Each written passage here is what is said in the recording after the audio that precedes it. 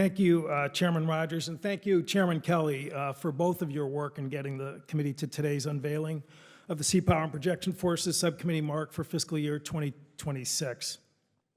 This year, NDAA faced unique challenges because of the bifurcation of the base defense budget with a parallel budget reconciliation bill. To Chairman Kelly's credit and to the subcommittee members' credit, we shouldered on through that challenge and continued the bipartisan tradition to ensure that success for our Navy, Marine Corps, Air Force, and MARAD.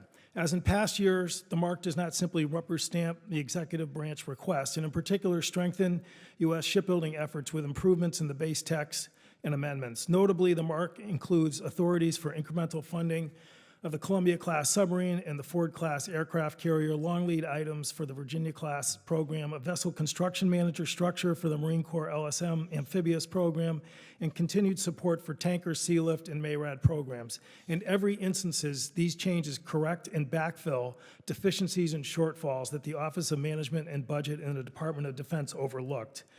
Mr. Chairman, these deficiencies were the result of the unprecedented lateness of a coherent unified budget that was fragmented into two legislative vehicles, the base budget and the reconciliation bill. Over the past 5 months, both vehicles were constantly changing and were riddled with lack of detail. With less than 4 months until the start of the next fiscal year, the confounding gaps have continued in this fragmented process. Just last week, the Navy communicated that additional funding will be needed for both Virginia and Columbia-class programs for FY26. A bipartisan table change amendment addresses partially the Virginia shortfall, and our mark's inclusion of incremental funding authority for Columbia-class will ensure that the program's accelerating production will not seize up because of this funding gap. These fixes are not the final word and will require additional work through conference in the future.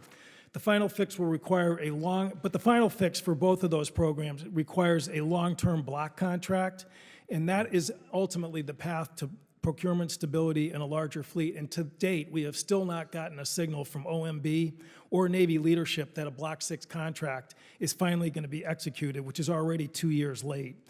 This mark comes at a critical time for our submarine industrial base, with persistent demand signal for the undersea fleet from combatant commanders across the globe, as well as the need to execute the AUKUS Pillar 1 requirements, reaching the 2.3 Virginias per year by 2028.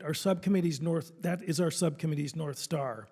This subcommittee continues the effort to invest in workforce, infrastructure, and shipyards in places like Alabama, Philadelphia, South Carolina, and Florida, all of which our AUKUS ally, Australia, is contributing billions of dollars at the same time under authority that we granted 2 years ago in the 2024 NDAA.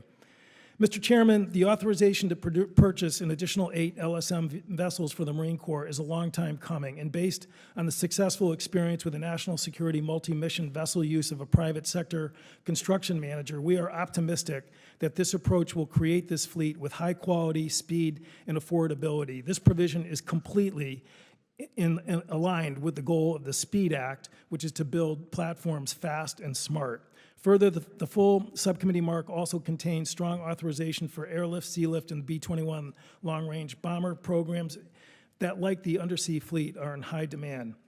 Mr. Chairman, I want to thank the diligence of the subcommittee's members and staff to overcome this year's challenges. I want to give special thanks to our talented subcommittee staff, Phil McNaughton, Kyle Noyes, Kelly Goggins, and Abby Snyder, for their work in crafting this product that achieves the bipartisan mission of the Seapower Subcommittee. And I urge all the members of the subcommittee to vote in support of the mark, and with that, I yield back.